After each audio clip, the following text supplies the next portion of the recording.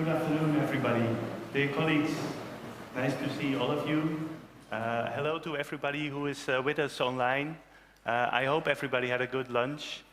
We are in session B1, Public Employment Services Experience with Technological Innovation and the Use of Artificial Intelligence in Service Delivery. Thank you all for joining in person or online. My name is Niels, Lieman, and I represent the Dutch PES. I'm excited to be here with you. I like this topic a lot. And with us we have colleagues from 5 different countries. And on stage I have Ms. Havva Samadova from Azerbaijan. And I have Ms. Karina Leinuste from Estonia, the host. And I have Ms. Karolien Scheerlinck from the VDAB, the Belgian PES. And I hope we can see on the screen our colleagues from Korea and France. From France, we have Mr. Ruot, and from Korea, we have Mr. Gyun Kim. Will we be able to see them? Well, I hope they will be with us shortly. I will further introduce our speakers before they start their presentations. And very important, we have Ms. Marivali with us in front of the stage. And she's an advisor for the Estonian development department of our host, Eesti Töötukassa. And she will help us with moderating any online questions we may get. And my question to you is, Mari, what are you most looking forward to today in this session? Thank you, Niels. I'm really excited about the session, and probably I'm looking for some inspiration. As our head of our management board this morning said, food for thought. And most of all, I hope that everybody who is participating today will have at least one wow moment while listening to the presentations. Thank you. Well, I've already seen the presentations, and I'm sure we will get some inspiration and wow moments with the speakers. I'll first shortly introduce you to the format of the session. I will make a short introduction to the topic. Then we will have a poll question to get you started on your mobile phones. We'll have 3 presentations, and then we have some time for questions. We have 2 further presentations and some time for questions again. Well, the topic of digital service delivery and artificial intelligence, it's a fascinating topic, and it's something our PES has invested in massively in previous years. Mainly in order at that time to be able to meet reduced budgets. And nowadays, we more invest in it to improve our services and to be compliant with GDPR, the European regulation for privacy. We also had some scandals in the Netherlands on digitalization and the use of algorithms, especially in our tax office, which has been really severe, which makes us very cautious on implementing AI especially, and we need to make sure that our algorithms are ethically correct. If we look at the subject of technical innovation and digital services, last month the ILO published a report on technology adaptation in public employment services. And in this report, which I can recommend you reading, it's quite interesting. There were 14 findings. I won't share all 14 with you, but I took the 4 that stood out to me most. And that was that technology offers public employment services, and especially those in developing countries and emerging economies, the opportunity to leap forward. It also said that the digital divide, it makes disparities persist for groups facing disadvantages in our labor market. And public employment services like ourselves, we need to ensure that technology-facilitated services are accessible and that they are secure and easy for us all. It said that advanced technology still needs a human touch to be responsive and inclusive, and that for this, it should be a human-centered transformation to technology and not an IT-centered transformation. And ourselves, we will need to rely more on an increased social dialogue to keep up with the promise of leaving no one behind. I do recommend reading the full report. And I would like you to have a look at the Slido platform like you did today, and I have a question for you. And I am wondering if we could get the Slido, please? Yeah, it's coming. You can just use your mobile phone and join slido.com and or use the QR code, whatever you like best. And the code is 779817. And what I'm really wondering about is that for your organization, what is this year's main driver for digitalization in your PES?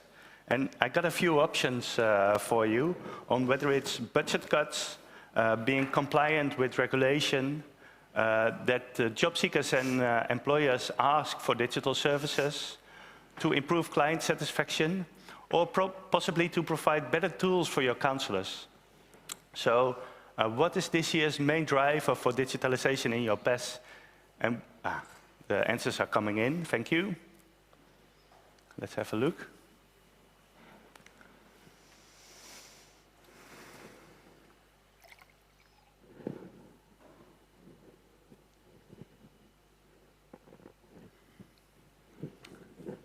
So we have 16, 19 answers in now. And I see that the main answers are to improve client satisfaction and that job seekers and employers ask for digital services. And then as a third one, to provide better tools for counselors, which I like a lot because it's all positive motivations for changing your organization as opposed to budget cuts, which we have a lot of experience in. So thank you for your answers. Let's start with the first presentation. And the first presentation will be by Azerbaijan, by Ms. Havva Samadova. And she's a Chief International Relations Specialist at the State Employment Agency of the Republic of Azerbaijan.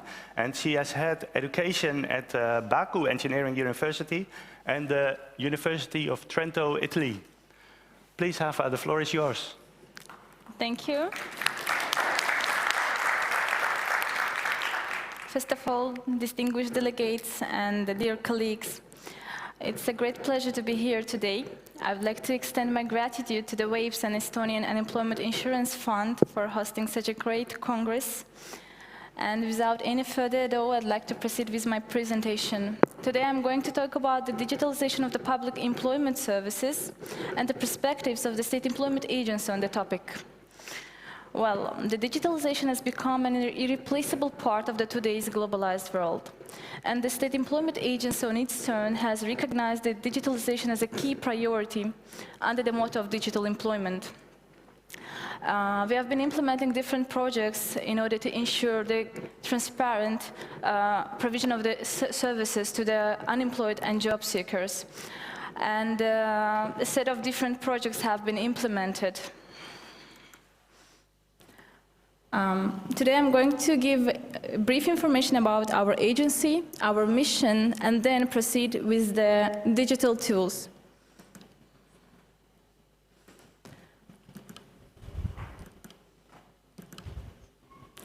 Well, in 2099, the Prime Employment Agency was established. In 2011, the State Employment Service was established. And finally, in 2019, the State Employment Agency as a public legal entity was established under the Ministry of Labor and Social Protection of Population of the Republic of Azerbaijan. Our main mission is to develop citizen-oriented policies in order to ensure the employment in the country, to formalize effective measures to deal with the unemployment, to increase the employment opportunities by organizing the professional skills and the vocational education as well as career guidance services, to reconcile the supply and demand for the labor force in the country by determining the modern labor market requirements, to provide temporary financial support to the unemployed and job seekers, and finally, to ensure the implementation of the employment policies within the framework of the social dialogue. Well, now we are coming to the most important part of the presentation, the digital projects implemented by our agency. I would like to start with the labor relations and employment subsystem, with the abbreviation of the AMAS. It should be noted that this subsystem will completely change the labor relations in the country. It will serve as a single and unified labor relations platform for all recruiters and employers in the country. It will also support the electronic conclusion of the employment labor contracts, and it will serve as a single unified HR accounting system. It will help us to apply the international standards in the organization of the employment, as well as to determine the dangerous workplaces. What will we achieve? We will achieve the elimination of the paper form of the employment contracts. We will also get the advanced penalty mechanism, as well as we will decrease the presence of the human factor. Well, a labor stock market. As I've already mentioned, the AMAS is the main project implemented by our agency, which is currently under the trial period, but we are aiming to launch in the late May or the beginning of June the latest. And all the upcoming further projects will be under the mantle of the AMAS. The A-labor stock market will help us to provide the permanent, seasonable and temporary jobs to the unemployed and job seekers. And the main advantage will be that there won't be any need for the people to be officially registered in our employment agency as a job seeker or unemployed. So everyone willing or wishing to search for a new employment opportunity will be able to enter there and to search for new jobs.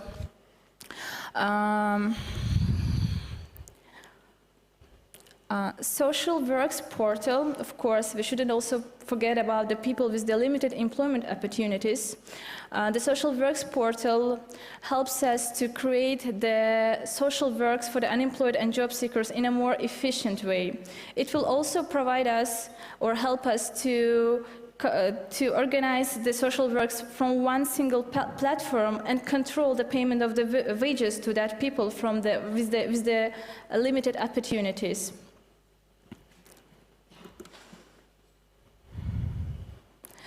Well, monitoring and mobile inspection. It should be noted that we have been providing different projects in our institution, either with the governmental, non-governmental and international organizations. And what we do on a regular basis, we are obliged to conduct the monitoring. And this system will help us to completely eliminate the presence of the human factor in the decision-making process. So all the monitoring and inspections will be made based on the common standards, which will help us to provide the transparent, effective decision-making by eliminating the presence of the human decisions. The Bajar platform, it was launched in the middle or in the eve of the pandemic, and it was perfectly on time. We started the discussion on the launch of the program far before the emergence of the COVID-19 pandemic, but it was basically launched to the users when we were in need of that with a necessity.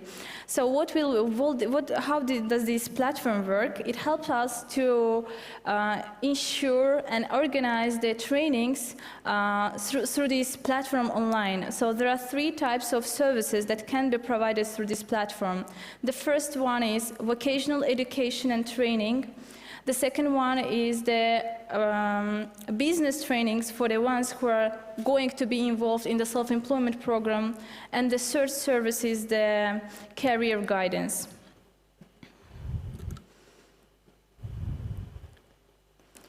Well, a register of unemployed persons. The main aim of this program, or of this tool, digital tool, is to tackle non-formal employment or somehow contribute to it. So it will gather the information from different governmental organizations on the people who are who have the employment. But by the employment, we do not necessarily mean the ones who have the valid employment contracts. We will have the information about the taxpayers, about the people who are working with the employment contract, as well as information about their real estate property.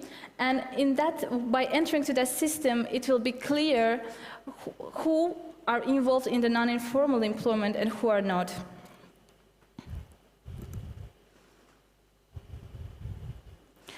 Well, the employment map will show us the dynamism of the steps to be taken in the social and economic spheres to further ensure the development and implementation of the employment programs.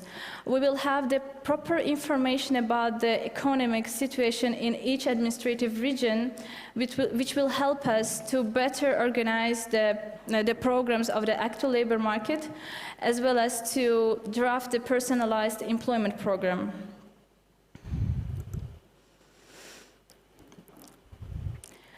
And the last two digital tools, the Create Your CV, it was launched basically in 2021, and it was quite successful. It will help us to document. It will help to the unemployed and job seekers, as well as to all the citizens, to document all their skills, qualifications, and experience in one single platform. And they will be able to keep that information there and then later update in the future. It was launched in 2021, as I've already mentioned, but within a short period of time, more than 30,000 people have started to use it, and we have a lot of information there.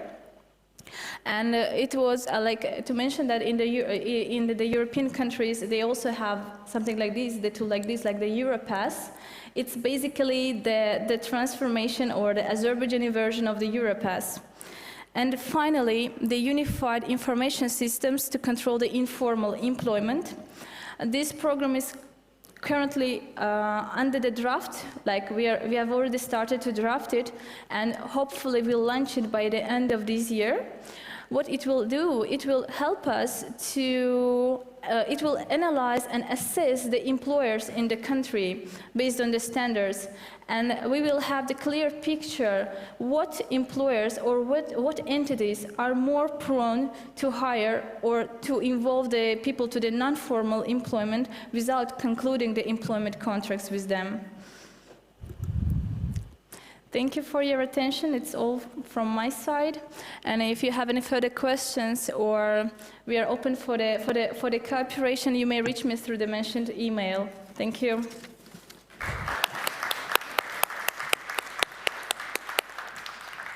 Thank you very much, Havva. That was really interesting, and it's a wide range of digital services you have presented for us. Before we go to questions, I would like to introduce the next speaker, and he will join us online from France, Mr. Richard de Ruot.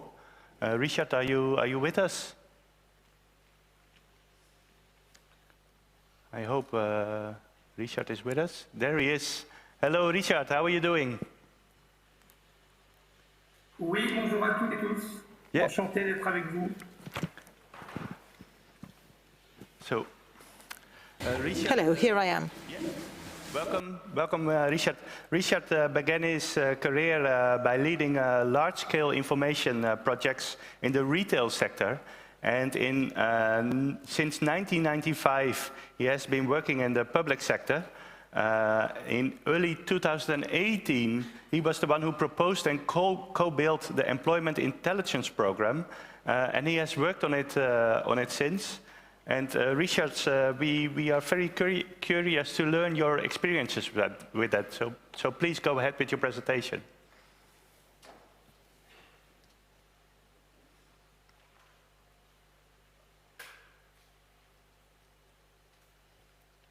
Bonjour, je suis Richard Ruot, directeur du programme Intelligence Emploi, lancé à Pôle emploi en 2000 au sein du service public de l'emploi français.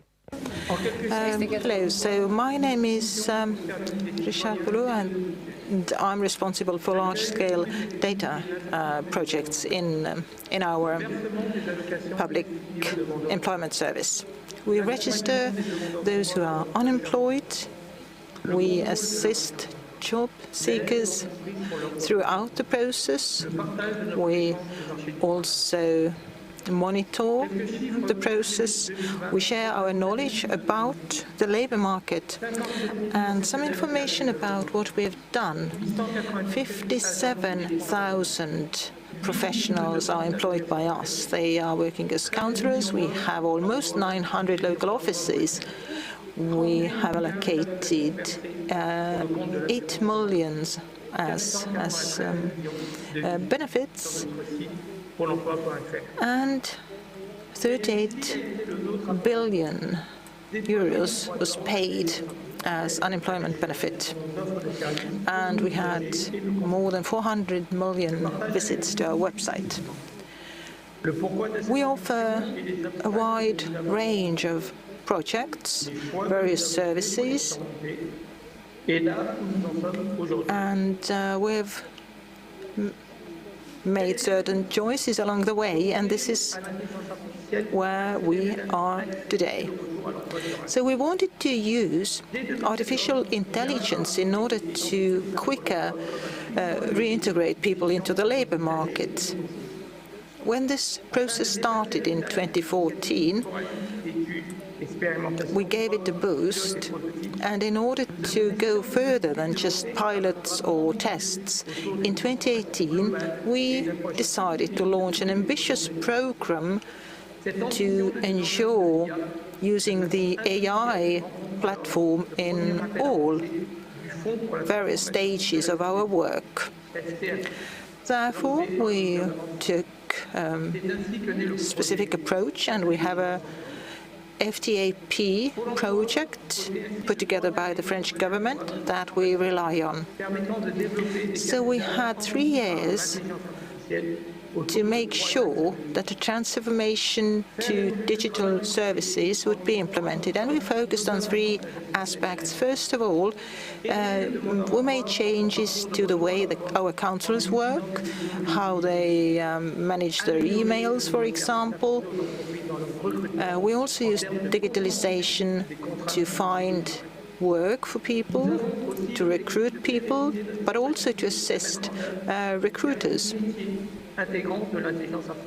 We hoped that we will have services that are constantly using the AI. We use a multi-dimensional approach, and now the scale is almost industrial, the scale to which we use the AI. So we deploy it in all various stages of our work. What we also wanted or aimed at was to overcome various challenges. Those of you who have come across this topic already know that using technical tools brings along questions as well as answers, and you can categorize these questions into 3 blocks: understanding and methodology. New technology requires very thorough analysis and mind work. There might be very complex calculation methods involved, and it's difficult to simulate certain activities. Next, legal issues. In France, in Europe in general, we have GDPR that regulates the way we can use data, and also in terms of decision-making processes.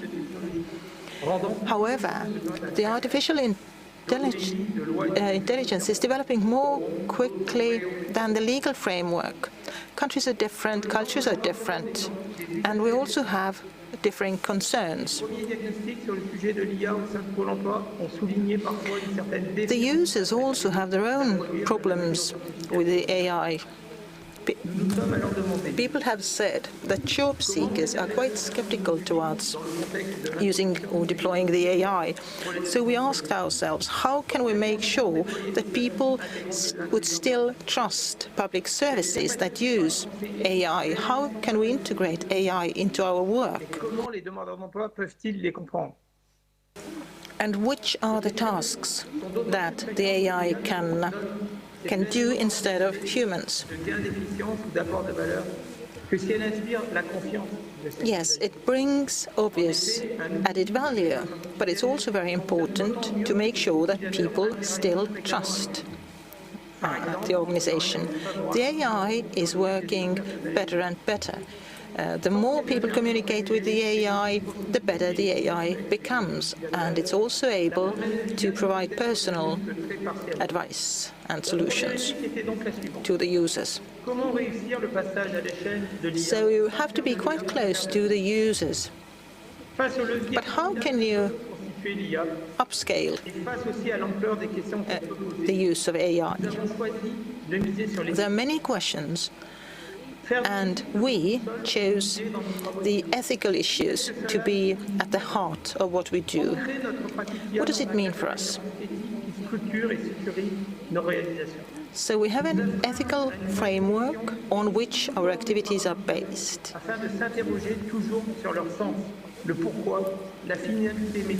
We use the ethics principles in all stages of our work, and we don't only ask what, we also ask how things are done. AI is a tool for us, not an end to gain. Using the AI is an opportunity that would enrich the services that we offer, but it can only happen if it brings an added value. So technological development as such is not an objective for us. It's just something we can use in order to move forward, to develop and grow. So those who use AI know that at the heart of our services always is and will be a human being. We drafted a code of ethics, and we use it when we work with the AI, and it's based on our public services tradition and also the legal framework in France and Europe. So we have twofold obligations. First of all, we have to comply with the legislation, and on the other hand, we also have to protect the users, the fundamental rights of the users. And we must be able to foresee any potential implications of new legal acts, for example, that might be adopted in the future. However, besides the legislation, we also have to approach the AI from various angles. So ethics is one. This sets certain limits. We looked at best practices from Europe, from other parts of the world, for example, the Montreal Declaration, and also the European Commission high-level expert group conclusions. We have been able to discuss with you bilaterally through the European PES network. And I really thank those who participated in that. So we have gathered inspiration from the best practices, and we have adapted it to our own public and PES in France. What does it mean in practice? We wanted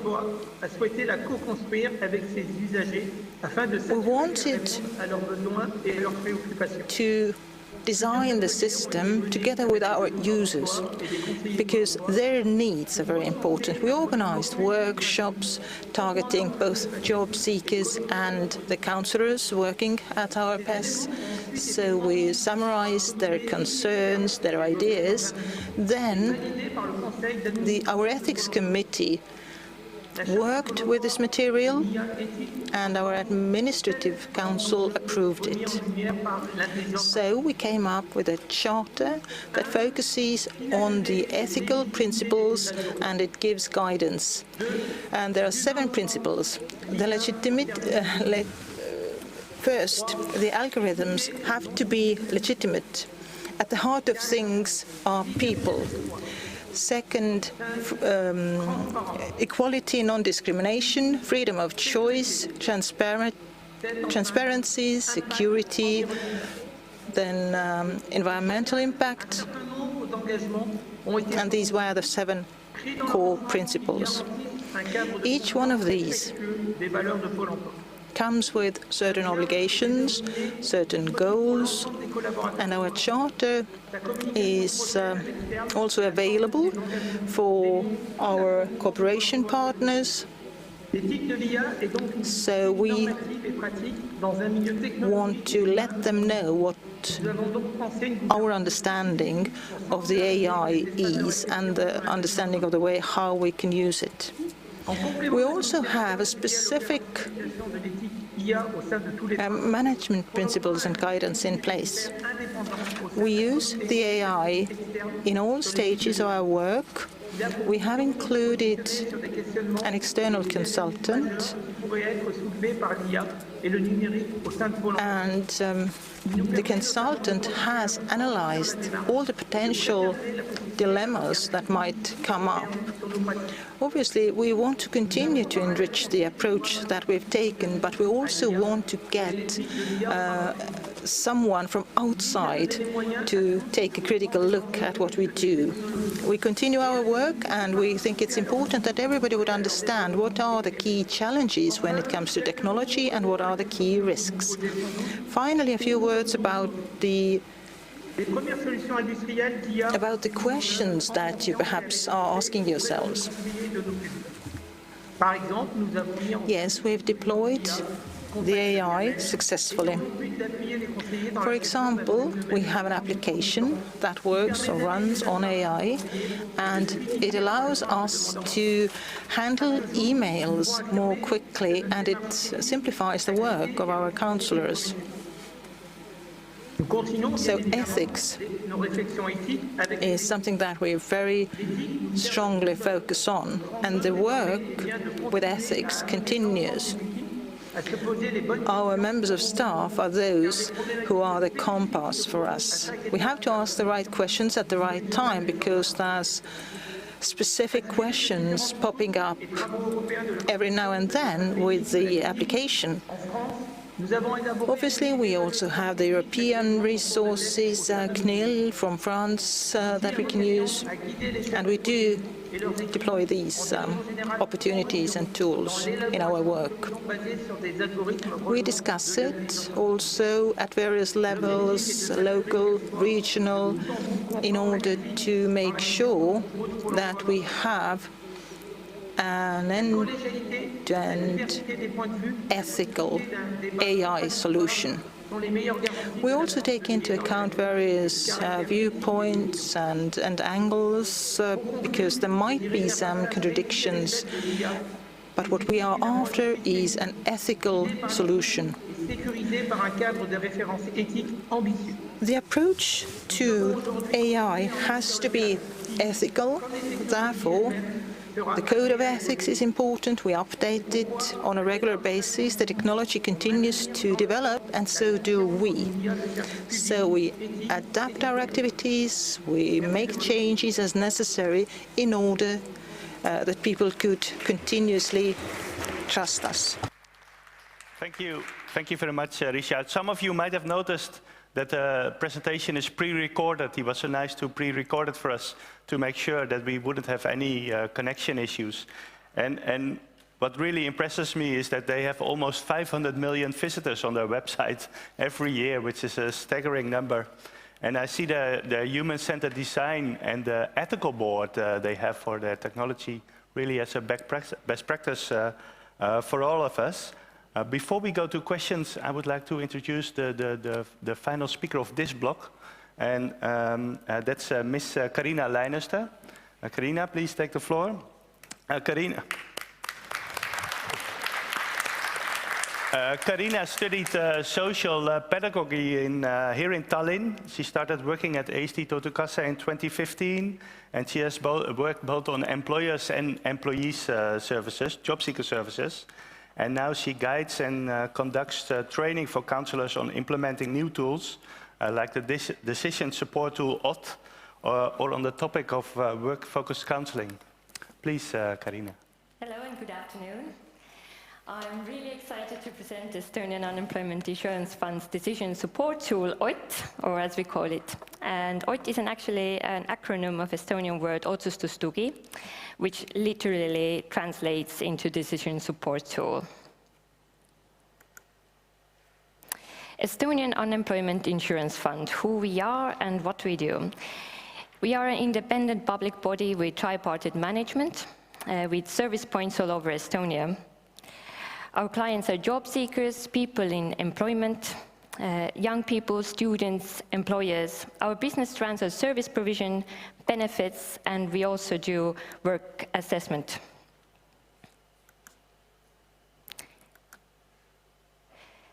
In our course of work, we use a lot of quality data.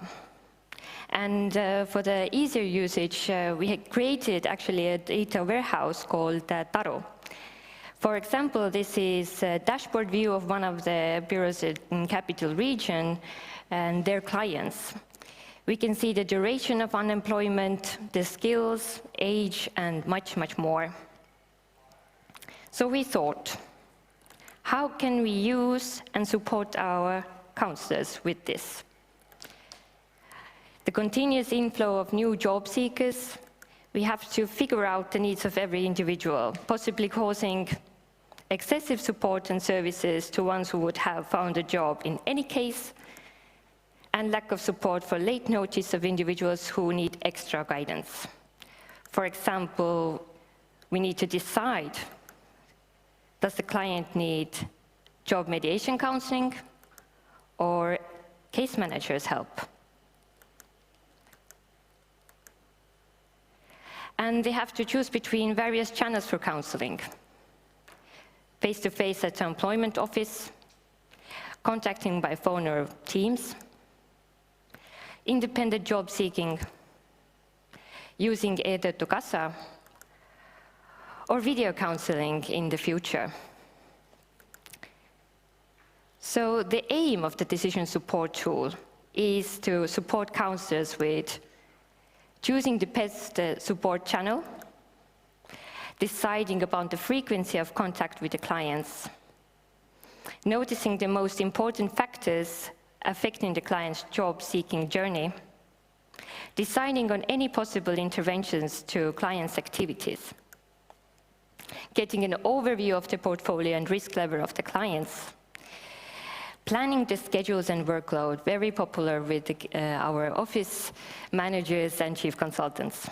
But decision support tool has only a supporting role, and nothing will be decided solely based on the model output. So how OT was made?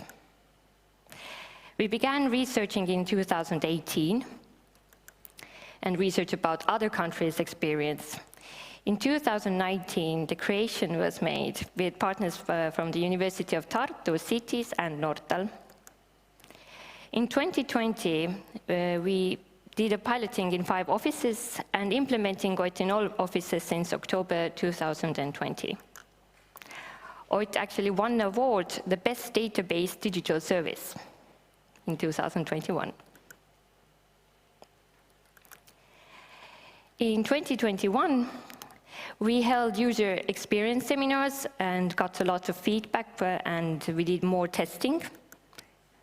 And in 2022, we put out a new output, and we started conducting trainings for counselors. But how does OT work? OT uses 5 years of data about the unemployed, and not only, also data about the labor market, vacancies, economics, and even COVID restrictions were included. The calculation is done by random forest model, and gives us an assessment of the newly registered job seeker on the 35th day. The assessment includes the probability of moving into employment, probability of returning into unemployment, and main factors affecting the assessment.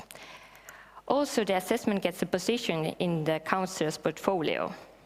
For example, in this client's case, the probability of moving into employment is very low in the next 6 months, so it moves into the very low in the counselor's portfolio.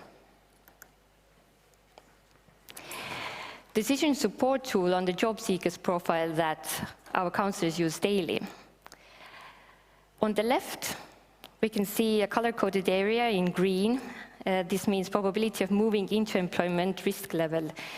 And it's in fact, in green means it's high. In the next 6 months, this client will probably move into employment. And on the right, we have a probability of returning into unemployment risk level in yellow, indicating low. And also, the counselor can look up the main factors, exactly to be 10 of them, affecting the probability of moving into employment. Also, some color-coded areas giving an easy overview for the counselor to see if the value is decreasing or increasing. In Taru, in the data warehouse, the counselor has an overview of their portfolio. They can analyze their clients' needs. Do they need more contact with the client? Do they need to change the channels, or even analyze the factors affecting this client? And then planning, of course, services or other interventions. For managers and chief consultants in Taru, there's an overview of the risk levels distributed in teams, so they can help to schedule and look out for the workload. We also gather feedback. Feedback is mandatory, and it can be provided up to the 65th day of the registration as unemployed. And the counselor can say that the assessment is adequate, is it too optimistic or too pessimistic?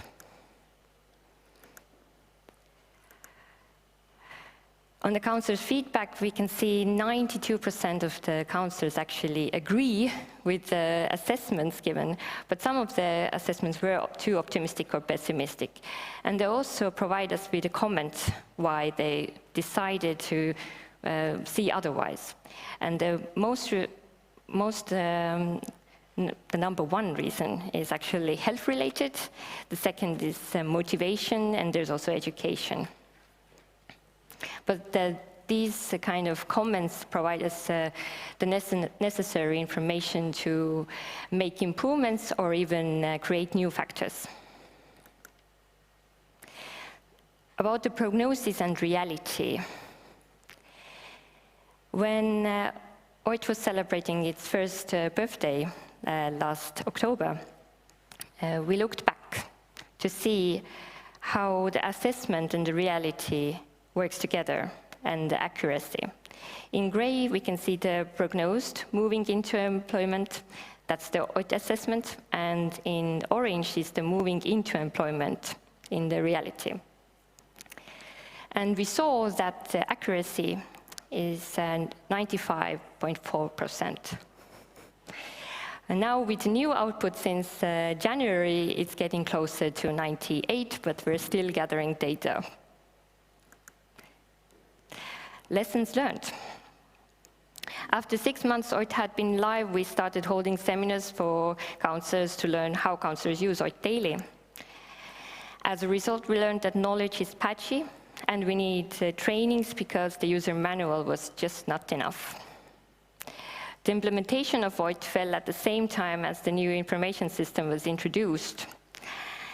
But new tools need time to get used to and should not be done in a hurry or simultaneously. We were just too excited. Experienced counselors are hesitant about OIT, but analyzing and practicing in trainings helps to break the bias, luckily. Some Taru dashboards are complicated to use, so we are creating and improving our dashboards and also renewing our factors. Thank you.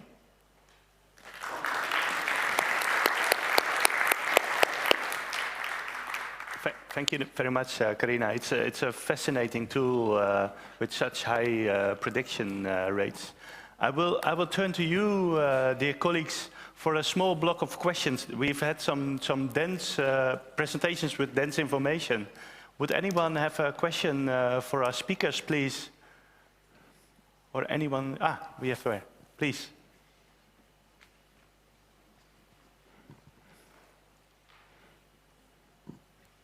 Christina's questions for you. Karina. Paul Divany from Australia. Have you considered developing AI to predict an employer's propensity to take on one of your long-term unemployed candidates? No, not yet. Thank you for the question. No, not yet, but OIT is not actually the only AI we use. We have actually Malle, and you can hear about it tomorrow by Reelike Leetmaa. Will you tell us what that is? It's about our services that we provide. Okay. Okay. So there's still a world to develop on the employer's side then. Any other questions? Or maybe from online, Marie? Not any questions from online right now. Okay. Shall you continue? Yeah, sure. Do you have another? We have some. I have always some questions. So I will go to Havva from Azerbaijan. Havva, in your presentation, you have mentioned a wide range of services that you have developed in recent years. And could you please explain to us what tool has had the biggest impact on the Azerbaijan labor market, and why that was that? Yeah. Can you hear me? Yeah. Yeah. Thank you, Niels, for the question. I would say that the MS subsystem that I've already mentioned has made a huge impact on the labor relations in the country, because it covers the wide range of the topics, and the projects that I've previously mentioned were under the MS subsystem.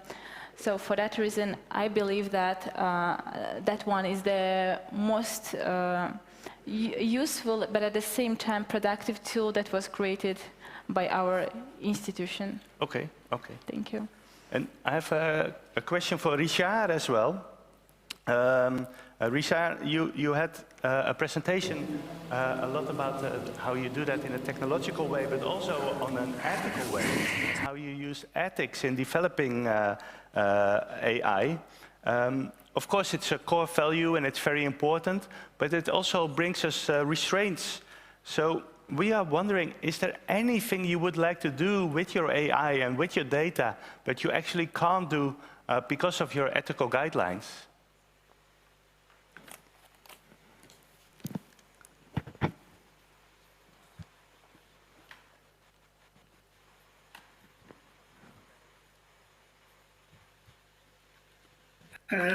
Merci pour cette question. Thank you for this question. It's a tricky question.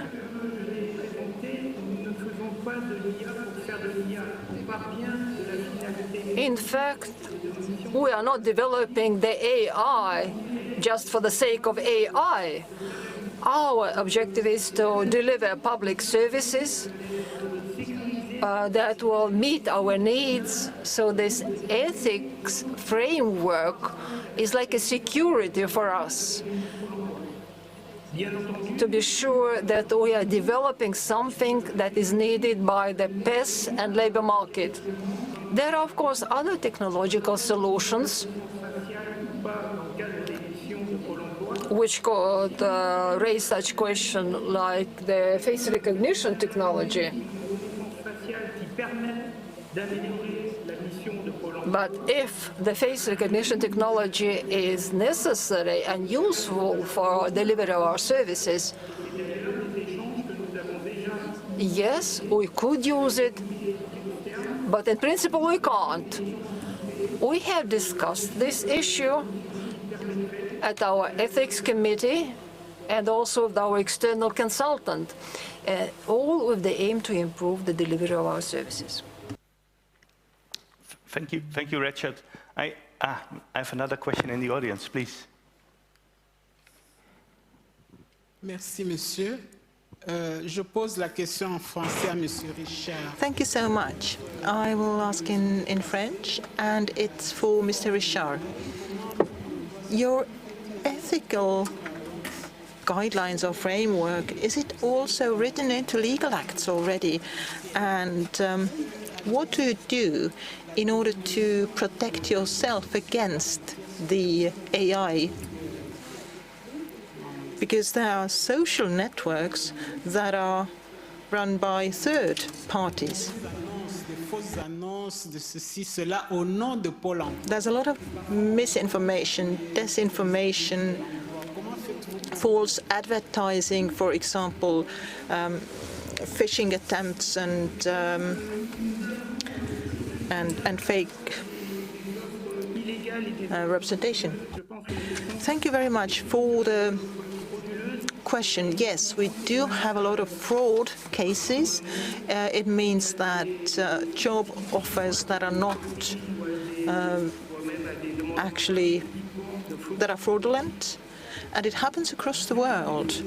Quite often it happens in such cases that a fake company is advertised, for example, and there are job advertisements that are used to get people to pay some money to these persons. But what we do use AI for is to detect, to identify suspicious behavior.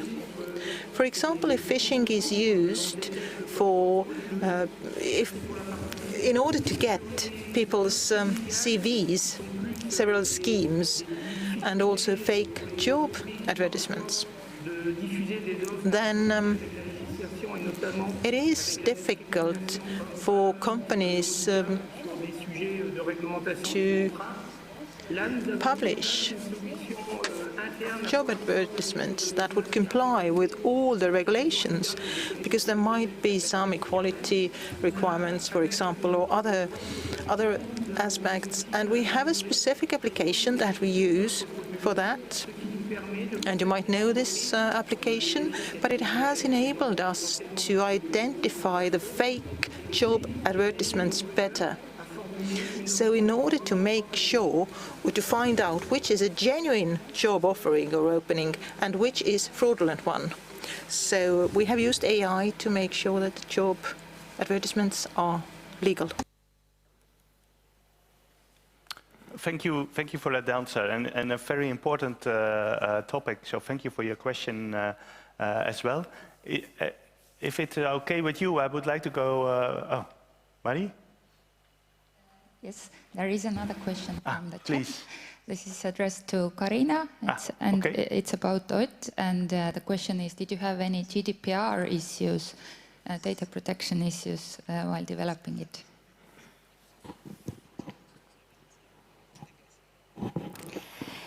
We actually did a lot of GDPR work before we started our project, so we already assessed the risks before we started.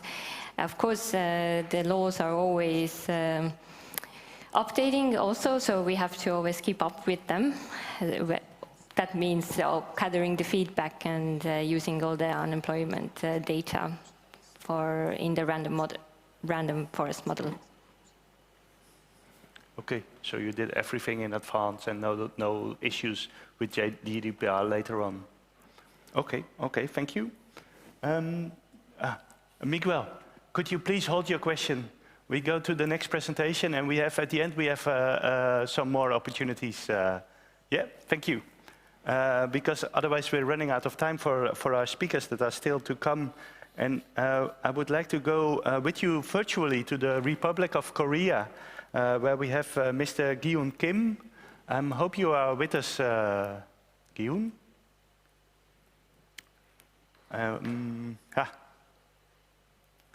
We can't hear him yet.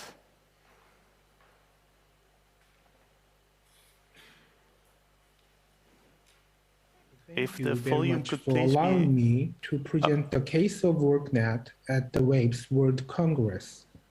Today, I would like to explain the work known as an artificial intelligence based on matching service and a recently launched job care service. The word work is used many times, but to avoid misunderstanding, let me explain first. The work is the brand name of the main matching system, and this service is built into WorkNet. So with that understanding, if you listen to my presentation, you will have a better understanding. Nevertheless, to briefly explain WorkNet, WorkNet is Korea's most famous job posting information site and the only site operated by the central government. WorkNet aims to post all job information in Korea. We try to join up with many job posting information providing organizations, not only public, but also private ones. The most significant difference from the private job posting information site would be the job matching function.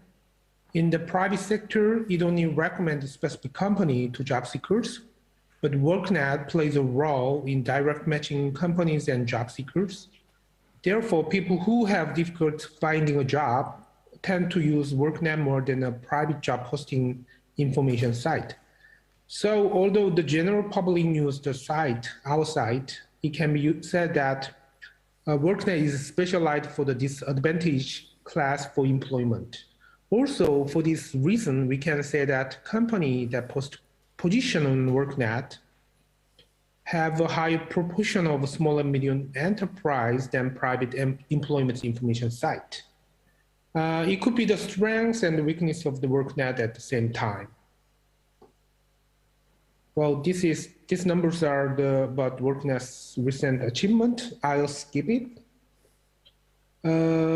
Also, we don't have time to talk about the history of big data. Well, the Korea Employment Information Service is an agency that manages the administrative support system for employment and labor in Korea. The amount of the data created in these systems is enormous, and it contains a variety of information.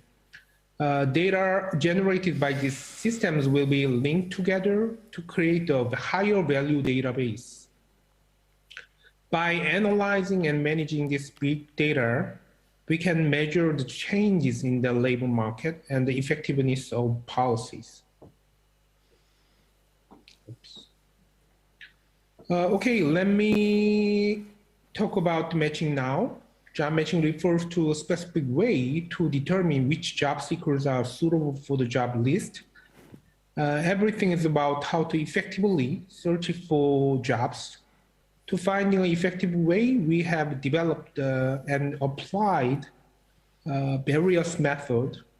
For example, hard matching, soft matching, big data-based recommendation services, and artificial intelligence matching also. We tried a variety of methods to match job seekers and connect with people in need. We are still looking for new methods, and we do not believe that AI matching is the final destination of these tasks.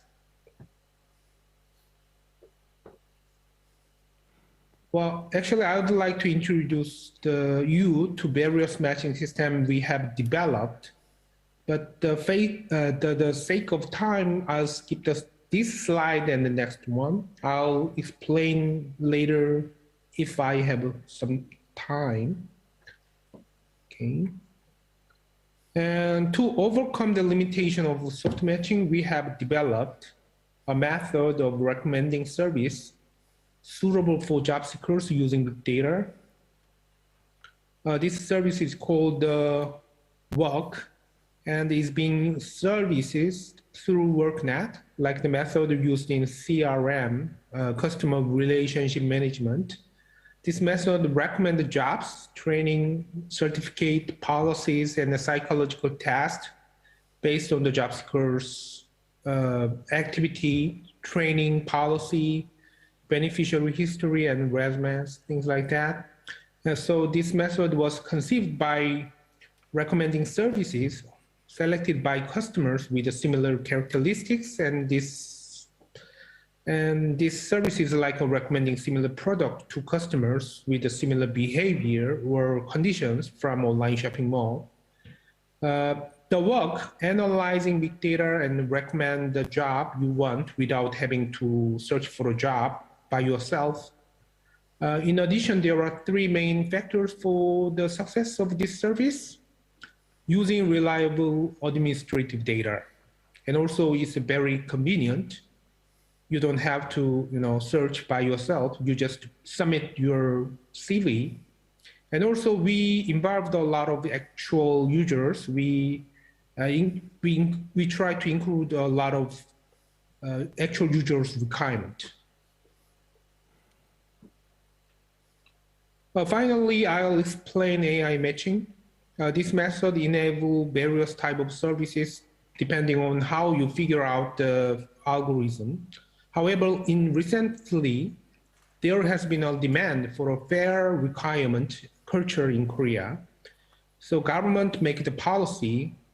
This policy have been created and implemented that hope that a culture of task and competency-oriented job search and a requirement will be established, not the job seeker's background or job seeker's specification. That's why we made a standard job description that organizes tasks for many jobs and choose to match job seekers and companies based on them. We set our AI matching algorithm in that direction. So we first create a job data dictionary to recommend a job based on that content of the job posting and resume. It is necessary to understand job position the company wants. So we made a job data dictionary that collects the job content described in NCS. NCS means the National Standard Job Competency. Job content by gathered through our company's job survey, content by job type from various sources, and based on the content, the machine we have created an ontology organized for understanding. Currently, our company case also operates an ontology center that manages this ontology. This ontology is divided into 5 areas and provides a diagram to show the relationship between occupation, certification, training, major, and job posting. This is a brief summary of the matching system using artificial intelligence. And this figure shows the composition of the job data dictionary. If you look, there is a job title, and there is a competency for the job and the content of the skill, attitude, training, occupation, education, qualification, things like that, that make up the competency are connected. And it is composed of detailed items for each component. And artificial intelligence AI extract keywords for one job type from these components and compare with the resume or job position description. Therefore, the key to job description-oriented AI matching system may be how to make the job dictionary sophisticated and then specific is. Next, we will introduce the latest service that our company has been strongly promoting recently. This service goes beyond the job matching and manages the career of job seekers. And it also based on the AI. So job matching is a very service for job seekers who have decided what kind of job they will have. However, if you are a student who has not yet decided on a job or re-employee who wants to change career, it will be necessary to compare their ability with the type of job they want. Based on the competency, we will diagnose one's lack of competency and request information to fill it. This process is called career diagnosis and career development. These services are available through career counseling. However, as technology advances, new jobs are changing and new training and education are emerging. It is difficult for counselors to know all these changes. Therefore, the counselor diagnoses the job seeker's competency through artificial intelligence to make such counseling possible. And we recommend jobs based on this capability. And you will also be provided with information on how to get a job in the position to the counselor. This is AI-based counseling support system. We named it Job Care and have been conducted a pilot service since last August. The name came to be called Job Care, meaning that we manage our career in advance, just like healthcare in which we managed our health in advance. Actually, there are so many details about job care, but we don't have enough time for that. So this is the end of presentation. In fact, it seems to be difficult to deliver everything we have developed over the years in short time. So if you have any more questions, please ask me in Q&A session. I'll be there. Thank you for your attention and listening. Thank you.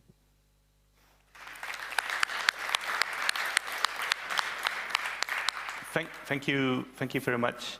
Mr. Gyun Kim had enough information to fill a 60-minute session at least for us, and he was so kind to re-record his presentation because I needed him to fit in the time slot. So that's why he sometimes said, "Oh, we don't have time for this," which brings us to our last speaker, which we have time for, and she is from the VDAB, Ms. Karolien Scheerlinck. And Karolien actually has a master's degree in bioscience engineering, and before started working at VDAB at 2017, she works as a research engineer at the Belgian railway company and has been in charge of developing algorithms at the Belgium traffic management company, which are often topics with a lot of optimization problems. So that's very interesting as well. And now she works as a data scientist and as a manager of the AI Center of Excellence of VDAB. Please, Karolien. Thank you, Niels, for the nice introduction. Good afternoon, everybody. Today, I will give you some information about how VDAB is using data and AI to help citizens to discover their competences and skills. So I will start this presentation by briefly presenting VDAB and its mission. Then I will give you some information about the challenge we are trying to tackle within the use case of today. In the next part of the presentation, I will present a technical solution. And to conclude, I will give you some practical details about the application. So let's start with introducing VDAB. VDAB is a public employment service of Flanders in Belgium. And the main mission and ambition of VDAB is to support the citizens in the optimization of their careers.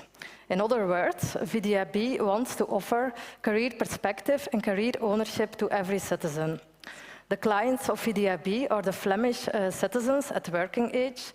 In total, we have plus minus 4 million clients. And at VDAB, we have 5,000 employees to support these clients. Because of the huge number of clients, data and AI form the basis for new and innovative forms of service delivery. The application I will present today is developed to support the clients of VDAB in the optimization of their careers. Before I go to the technical details, I will clearly explain the challenge. Before we go to the challenge, I just want to mention that during this presentation, I will use the terms competences and skills interchangeably, but I mean the same with both terms. So let's now go to the challenge. At VDAB, we notice that because of the complex and dynamic labor market, citizens have little or no insight into their competences or skills. And citizens also don't know which occupations are closely related to each other given in terms of required competences. And because of that, citizens actually have no idea which jobs are possible for them. In addition, we also see that employers have difficulties in defining the skills that they need within their companies, and because of that, it's difficult for them to find their perfect employee. Next to that, it's also important to note that because of the strong dynamics in the labor market, given the current competences, there is no longer a guarantee to a sustainable career. And all this makes that assistance with matching and orientation is necessary. We can look at this challenge from two perspectives. On the one hand, we have the citizen, and on the other hand, we have the employer. Today, we will focus on the citizen. The question is then, which solutions are necessary for the citizen?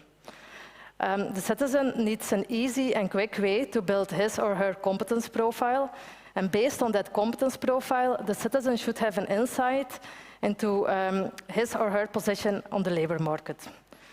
The citizen should also know what the competence gap is between his profile and each occupation. So the citizen should know which skills he or she is missing in order to do a particular occupation. And of course, the citizen also wants information about which trainings are possible to overcome a particular competence gap. Because building a total solution was going to take too long, we initially focused on the first 3 points. And this is our current JobRec model in production. In the meantime, we already have developed an improved version of this model and also have added the training suggestion part. So today I will discuss our latest model, but that model is not yet in production available. So let's now go to the technical details. On this visualization, you can see the different building blocks from a high-level perspective. On the left, you can see the input data that is used to train our model. The information of this data is stored in a knowledge graph of Neo4j, and on top of this knowledge graph, we have built our JobRec model and application. I will now present these different building blocks in a bit more detail. So within JobRec, we want to help the citizen to build his or her competence profile. Based on this profile, we want to show the citizen what his or her position is in the labor market, and we want to help the citizen to overcome a particular competence gap, and this by giving training suggestions. In other words, we want to map skill profiles to occupations, and we want to map skill distances to trainings. The first step is the creation of the skill profile.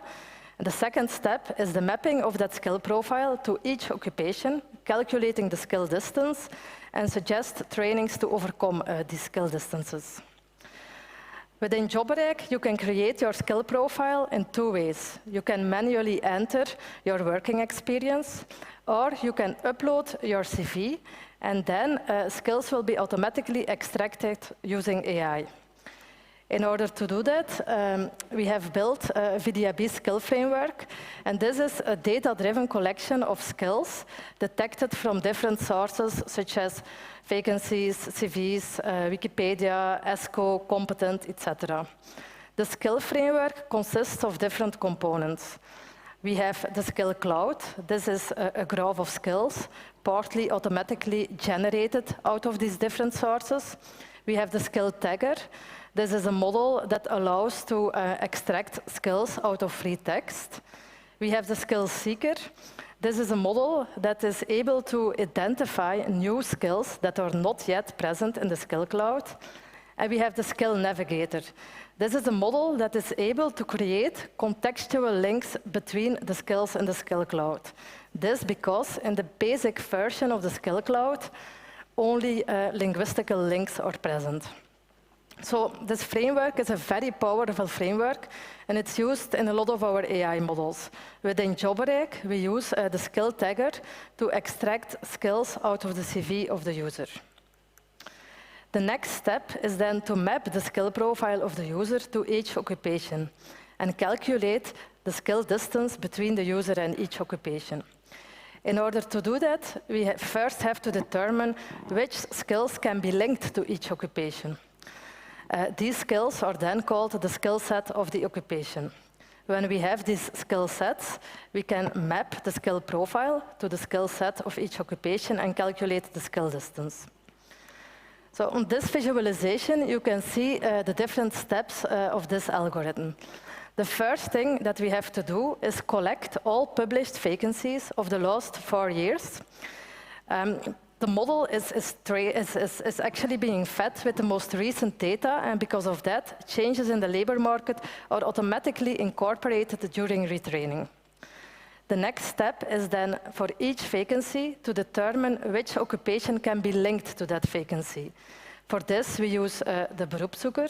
This is an AI model developed within our team. And then, for each occupation, we will collect all vacancies that are linked to that occupation and determine which skills can be linked to each of these vacancies. For this, we use our skill tagger. Once we have that information, we can associate the most important skills of the vacancies to each occupation, and these set of skills are called the skill sets of the occupations. Then we can map the skill profile of the user to the skill set of each occupation and calculate the skill distance. Based on that information, we can show the citizen which occupations are within his or her reach and what the skill distance is to each of these occupations. The last step is then to map trainings to the skill distances of the user, so that the user knows what he or she can do to overcome a particular skill gap. I will briefly explain how we do this. We can actually make a distinction between 3 sets of skills. We have the skills of the user. This is the red set. We have the skills that are necessary to do the occupation. This is the green set. And we have the skills that you can learn by following the training. And this is the blue set. We want to suggest trainings to the user where he or she can learn skills that he or she doesn't yet have and that are necessary for the occupation. In other words, we want to maximize the intersection between the green set of skills and the blue set of skills, and at the same time minimize the intersection between the red set of skills and the blue set of skills. We have defined a metric that is able to optimize this as good as possible, and we will suggest trainings with the highest score for this metric. So this was actually the technical solution. Let's now go to the application. Like I just mentioned, our latest model is not yet in production, but I have posted here the link to our current JobRec model in production. The user experience flow is more or less the same, so if you want to try this test, you will have a pretty good feeling about how the application works. Of course, it's in Dutch, so that can be problematic for some of you, but and the training suggestion part is also not yet present. This model is in production since the beginning of, since September of 2020, and since then, more than 150,000 citizens have used this model. From our user feedback polls, we have learned that 76% of the users are satisfied with the results, and 25% of the users click through to job openings of newly discovered occupations, which is a strong indication of interest into these occupations. Here you can see some screenshots of our latest model, and on the right you can actually see the part with the training suggestions. To conclude, I just want to mention that at VDAB we strongly believe in the advantages of using data and AI. We have a team of 26 people working on this, and this results in many applications developed to support the citizens and the employers. So this was a story I wanted to bring today. Thank you for your attention, and if you have any questions, please feel free to ask.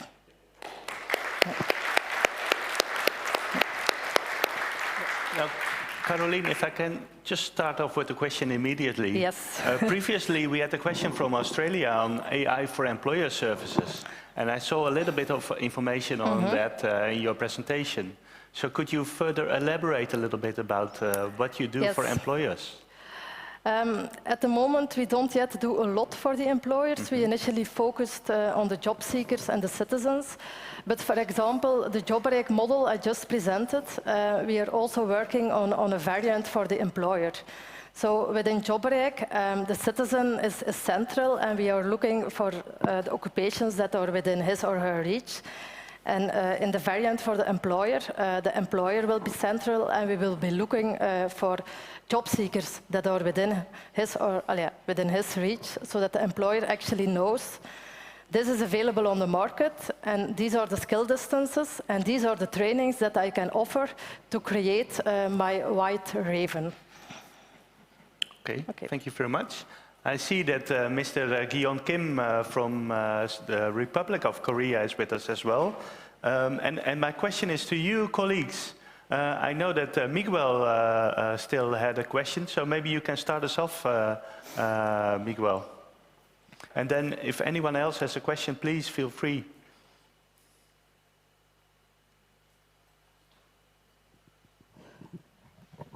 Thank you.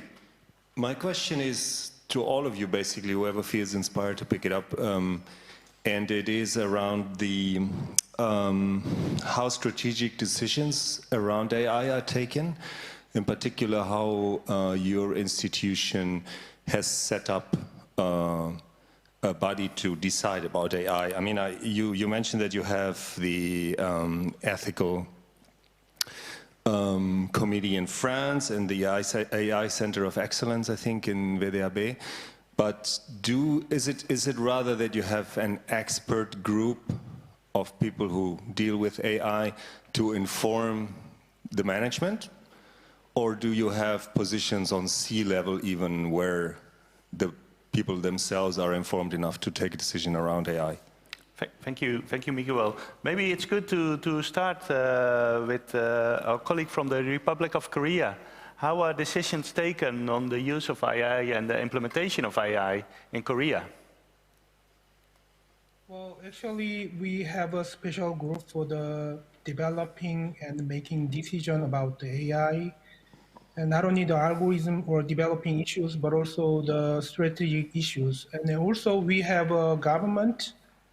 Government has a policy with using AI technology. They decide first, and then we have a discussion about how do we manage this situation or this system and techniques.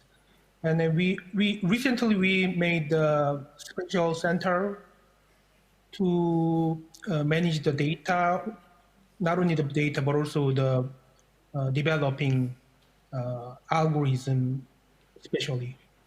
Okay, thank you very much. Any of the ladies, how are you making decisions on how to further develop on AI? And what do you take into account? I can take this question. Actually, we have meetings every week with our partners, where we discuss the factors and how they're affecting and creating new ones. And we have we argue and have creative ideas. So the work is continuous. Okay. And do you have any steps in formal decision making, or do you have freedom as a team to further develop? I think we have freedom, and but we also include everyone who is interested in, and we also present the ideas to the management. So we are free in the creation. Okay, well that's always great. And in Azerbaijan? Well, thank you for the question. I would say that we are somewhere in the middle. We are not completely free because we need a confirmation from the upper management, but there should be the legal arguments that support the certain decision. We have a special team who made the research. They make the proposals, and then we also have the several meetings where we discuss the certain proposal and then make the decision at the upper management level. Okay. Thank you. Okay. And in France, Richard?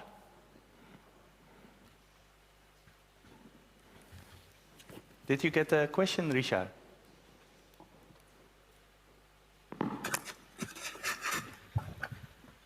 La question sur, pardon, nous, c'est le comité éthique et le cadre éthique qui guide nos actions sur la conformité des cas d'usage et les finalités. We have the ethics committee that guides our activities. This is our frame. which allows us to structure well our activities. And in response to the Australian question, we have the service offices where the job postings, creating a link between the counselor and the employer. This also simplifies our task. We could discuss in detail on this topic of the Australian representative. Okay, thank you, Richard. And to finish us, Karolien from Belgium. Yes, thank you. To start, if you want to start with AI, I believe you need the support of the C-level management. You need to be able to experiment. Experimenting is really important. And also, otherwise, it's a team with very creative people, and if they don't have the opportunity to experiment with new models, with new technologies, they will not stay in the organization. So it's necessary, and it's also necessary to be able to innovate. So we started 5 years ago as a small innovation lab, where we did a lot of experiments. And what we always try to do is to first go for a minimum viable product and put that in production. So start small, but think big, of course. And in the meantime, we have grown a lot. We are now with 26 people. And at the moment, every year we create an AI roadmap with ideas from within the team, from business, etc. We collect all the ideas, and that we present to the management. And then we get a formal agreement. You can work on that. Next to that, we have a Steerco AI, where priorities are made and decisions are made. If new ideas come in, it's decided, okay, is that important enough? Can we switch other ideas, etc. Thus that's how we work at VDAB, but the freedom to experiment part is really important. So it's always, in our team, 20% of the time is actually saved to experiment. Oh, okay. So that's 1 day every week just for experimenting? Indeed. Okay, so it's a bit of formal decision making and a bit of playing with all the new tools and what you can do. Yes, of course, before you go to production, then you have to follow certain rules. You have to make a privacy impact assessment to make sure that you're GDPR proof. We're also organizing an ethical board as an advisory organ to make sure that we are okay from an ethical point of view, etc. But in the experiment phase, you should have as much freedom as possible, because otherwise, you're not able to innovate. Okay, thank you. I thought we had a question in the back as well. Michael from Germany.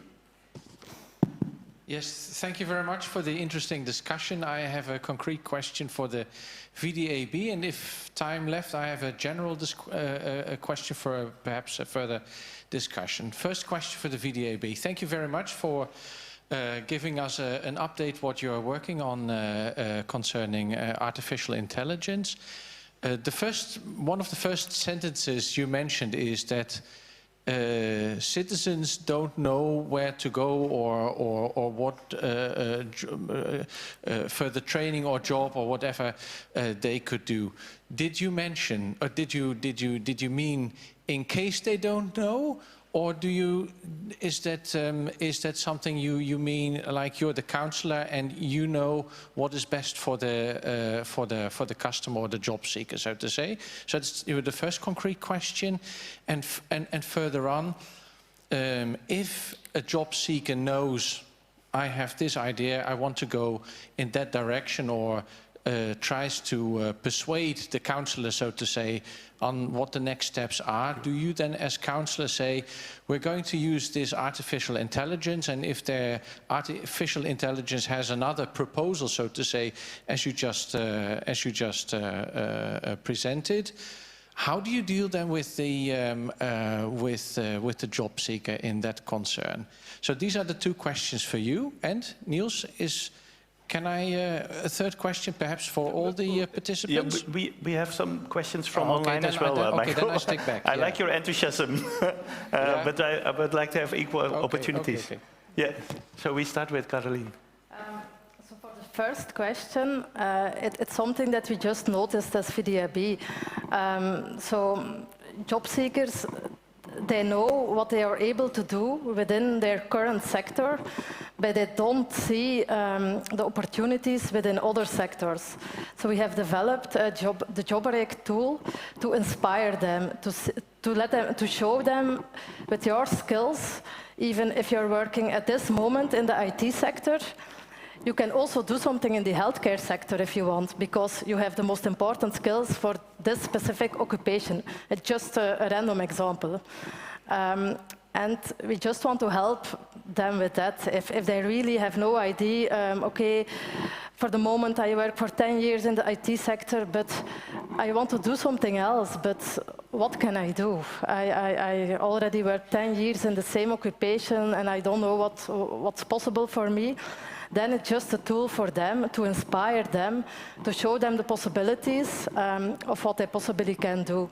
But of course, it's just an inspiration.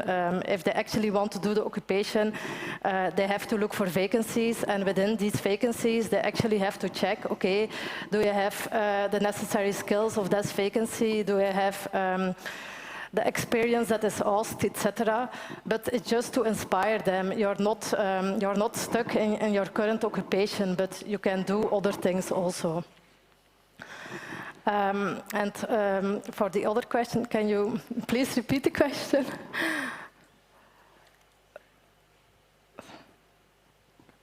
I think you've basically, within your answer, also answered the other question. Yeah. Thank you. So I have a question online as well. So Ms. Marie Valli, please. Yes, there are several questions. We can see how many we can put. But there are 3 questions to Karolien. And the first one is, are the VDAB algorithms open source? That's a good question. At the moment, not, but one of the projects that is on our roadmap of this year is actually that we want to investigate how can we make our algorithms generally available for other companies, etc. Because it would be a waste of money that other people have to start from zero if we have these algorithms available. So we cannot yet give APIs for the applications, etc. But what we already can do is to give knowledge sharing sessions with very detailed information of the algorithms. And in the future, I hope we can also give APIs that are available. Yeah. This is also a great question for the other speakers. So does any of you provide your services with AI or regular software as an open source application or with an API? Maybe if you could raise your hand if you have experience with that online or here? Or does none of us provide our software as... Okay, we don't. Oh, you do? Yeah. Please first introduce yourself. My name is Haji Aliyev. I'm representing Azerbaijan as well. So the application that Havva just mentioned for the MAS project, we are planning it as an open source for all the countries. So yeah, we have. Okay, so we do have some experience with that. Okay, thank you so much. You're welcome. If you could return the microphone to Marie, because she had some more questions. Thank you. Thank you.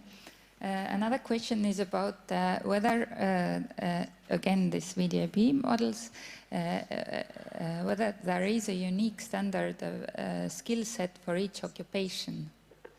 Did we get it right? Unique, yes and no.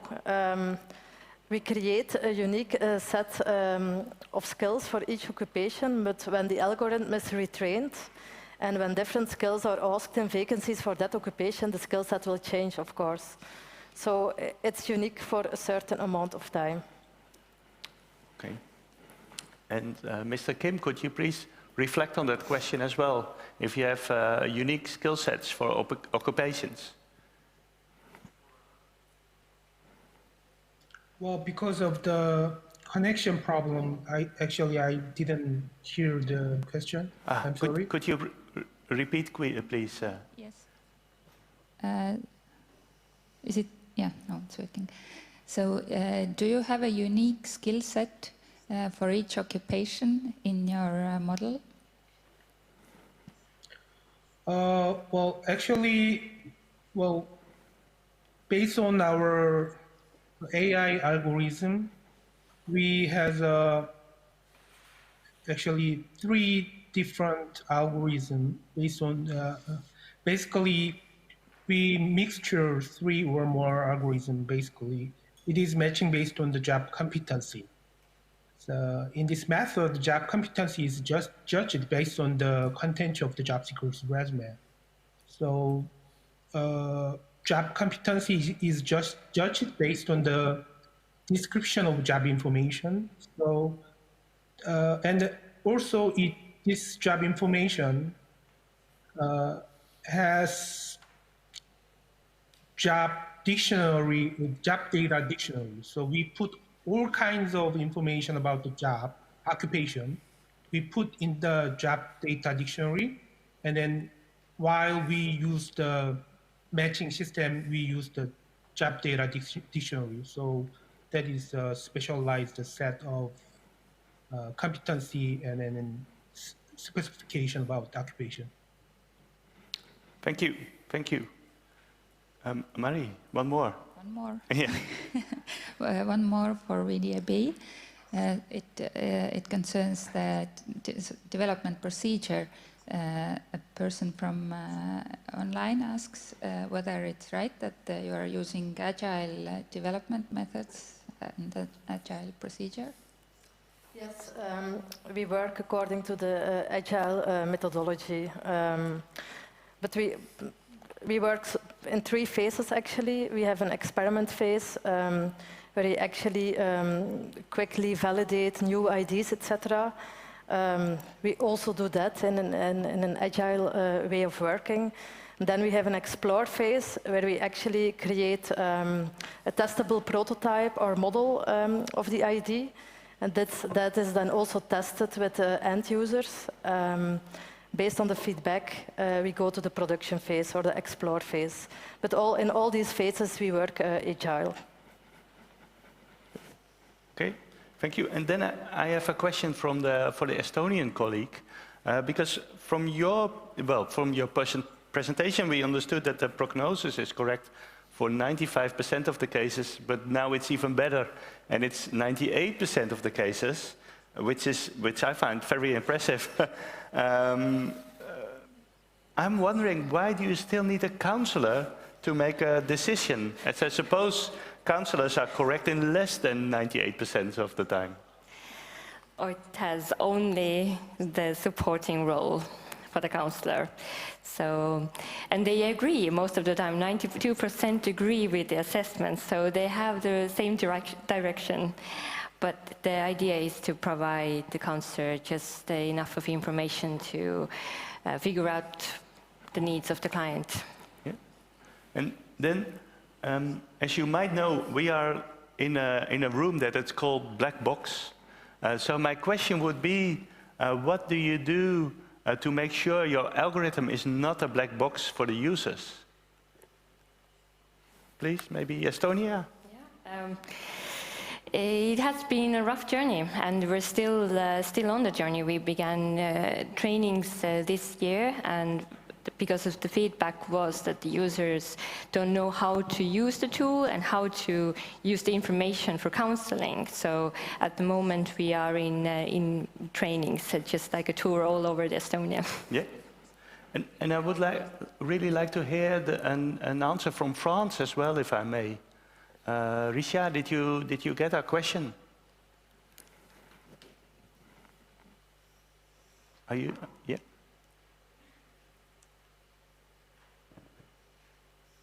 We can't hear you yet, Richard. So I'm not sure if this is on our side or you need to switch your microphone on. Oui, vous m'entendez? Yeah, we can hear you now. Yeah. Donc je disais que pour la France, oui, nous utilisons la méthode agile SAFE. Briefly speaking, in France, we use this agile approach. Et donc aussi pour l'intelligence artificielle. It is the basis for all our activities. Like the VDAB colleague said, when we develop the AI from the start to the end user,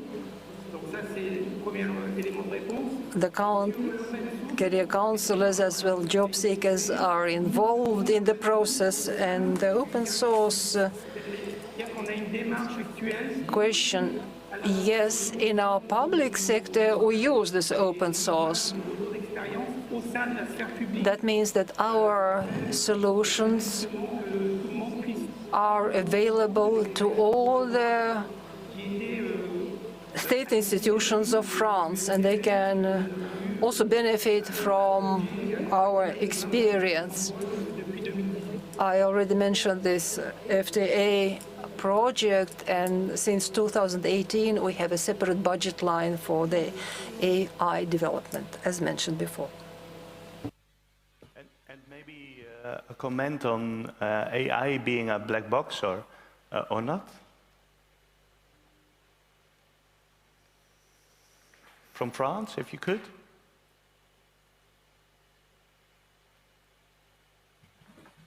D'une boîte noire, je ne comprends pas la question, pardon. I don't understand what do you mean by the black box. Okay. Olgu. Ja sellel ma mõtlen, et that you put something in the algorithm or the system. Te sisestate algoritmi või süsteemi kasutajale, te saate mingeid tulemusi, aga te ei tea, mis seal vahepeal toimub. Te ei saa sellest aru. Ja seetõttu me mõnikord kasutame sellisele nähtusele viitamiseks must kast. Ja tehisintellekt sageli käitub nagu must kass. Võib-olla olukord on Prantsusmaal teistsugune. Pour répondre au sujet de la transparence et notamment de la transparence. In answer to the transparency question, and transparency for the users, how they understand this system. When we analyze data, big data, and use deep learning as the process,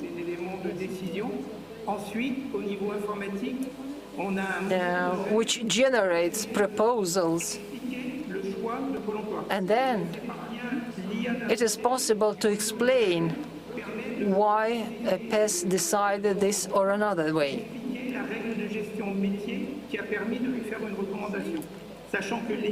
It is possible to explain to job seekers from where this solution originates.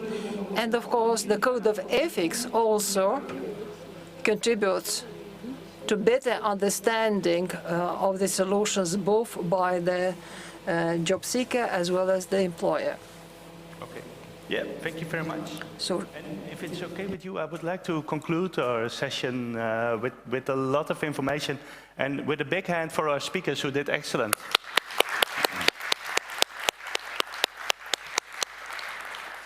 Thank you very much, everyone, for attending and for providing us with so many great questions. We now have a coffee break, and I believe we come back at 16:15 here in the plenary room. Thank you very much.